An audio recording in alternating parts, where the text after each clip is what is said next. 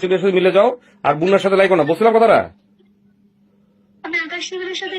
আরে মিলো বা না মিলো, মিলো বা না মিলো সেটা তোমার তো, কিন্তু তুমি নতুন করে মুন্নার ধর্ষণ মামলা দিতে যাবা, আমি তোমাকে স্টপ করলাম, তারপর তুমি আবার ওই যে কি প্রেগনেন্সি কথা আনতেছো, তোমাকে মানলাম, বললাম যে এইসব কথাবার্তা বলো না। তুমি এখন তুমি বুঝতেছো না যে তোমার উপর আমারই কেস হাঁটে নাই। তুমি তুমি কোন তোমার এত সাহস করতে গেছে? তুমি কেন মুন্নার কাছে পেমেন্ট পাও সেটা ডিফারেন্ট ইস্যু, ওটা চাইতে পারো, বাট তুমি কেন মুন্নার এই ভিডিও ছাড়বা? কে তোমাকে বলছে মুন্নার প্রাইভেসি, তোমার সাথে মুন্নার প্রাইভেট টাইমের ভিডিও ছাড়তে তোমার এটা কে বলছে? Who gave you the permission? দিয়ে তার কি ইয়ে নেই, বকচোদ নাকি যে তোমার মতো মেয়ের কাছে সে ধরা খায় থাকবে? যে তোমার মতো মেয়েকে সে তার অস্ত্র দিয়ে কোন ইয়ারে দিয়ে ব্ল্যাকমেল করছে, তোমার দিয়ে তোমার হেল্পে চলতে হবে, দিয়ে দিন খারাপ আছে নাকি? না ভাইয়াকে টানবো তো, শুরু তো হয়েছে এখান থেকেই। তুমি আমাকে যখন প্রপোজ করতেছো, তুমি সেখানে বিয়ে টাইপের ছাত্র, যেই লোকের শেল্টার নিয়ে তুমি চলো সেই লোকের নামে বিচিং করতেছিলা।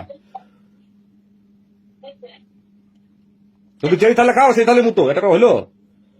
আমি যখন বলছি মুন্না খানকে নিয়ে তুমি পেমেন্টটাও যাই করো করো, ওগুলো আলাদা, কিন্তু তুমি কেন প্রেগনেন্সি ইস্যুটা আনতেছিলে কেন? তুমি তো প্রেগনেন্ট নাই, ইউ আর নট প্রেগনেন্ট। সেটা তো ফাইলে আছে না, টেস্টের রিপোর্টে আছে। তুমি কিভাবে প্রেগনেন্ট হও? তুমি রাসেলের সাথে তোমার ডিভোর্স হয়েছে, তুমি কিভাবে একটা পুরুষ তোমার প্রলোভন দিলে তুমি প্রলোভিত হবা কেন? তুমি একবার আকাশ শিবিরকে বিয়ে করার কেস উঠতেছে, আবার তুমি মুন্না খানের সাথে জড়া যেতেছো, মুন্না খানের সাথে বিয়ে প্ল্যান করতেছো, আর মুন্না খানের প্রেগনেন্সি নিতেছো, প্রেগনেন্ট হওয়ার চেষ্টা করতেছো। হু দা হেল ইউ আর? বাংলাদেশ আইন কারণ নাই? তুমি হসপিটালাইজ, তুমি তোমার আল্লাহ তোমার আত্মার মাগফিরাত আমি কামনা করি। তোমার জন্য আর কোনো দয়া লাগে না, সত্যি কথা বলছি। তোমার বহু বুঝাইছি আমি, তোমার নিজে আমি মাফ করে দিলাম, বললাম বসা ভালো হয়ে চলো, তোমার আর কে মাফ করবে? মুন্না পরিবার নাই? তুমি যখন মুন্নার সাথে মিশছো তখন দেখো না মুন্নার বউ বাচ্চা আছে? তোমাকে বিবেকে আসে না যে এই বেটা বুঝছি খারাপ, ও বুঝছি খারাপ, তুমি যাবা কেন? তুমি কোন থাকবা? না তোমার দেখতে গেলে তো তুমি বলবা মাহমুদ সানি আমার প্রেগনেন্ট বানাই দিচ্ছে। তোমার তো তুমি তো রিস্কি। হ্যাঁ তোমার দেখতে যাবো আর এক আমার তোমার তো সিচুয়েশন আমি প্রতিদিনই দেখতেছি, তুমি তো আমার কলই দাও, তোমাকে আমি এটা বলছি আমাকে আর কল দেও না, বুঝছি?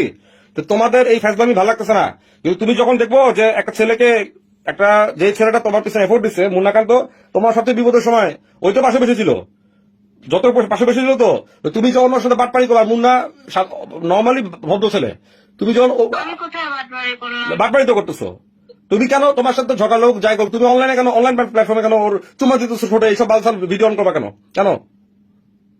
আর তুমি কেন ওকে, ও যদি বিয়ে করতে চায়ও তোমাকে, সাপোজ ধরো, তুমি কেন বিয়েতে রাজি হবা? এটা আমার বলো।